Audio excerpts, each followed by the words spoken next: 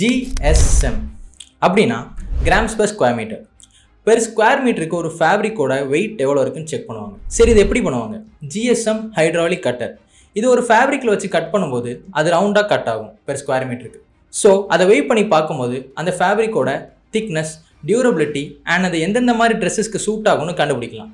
For example, இப்போ நான் cut பண்ண ஃபேப்ரிக் 1.5 கிராம்ஸ்ன்னு காட்டுதுன்னா அதை இன்டூ 100ஆல் மல்டிப்ளை பண்ணிங்கன்னா அதுதான் 150 GSM நம்ம சொல்லுவோம், which is light weight and comfortable fabric. இதுவே 300 GSM மேலே உள்ள ஃபேப்ரிக்ஸ்லாம் நம்ம ஹெவி அண்ட் திக் மெட்டீரியல் ஃபேப்ரிக்ஸ்னு நம்ம சொல்லுவோம்.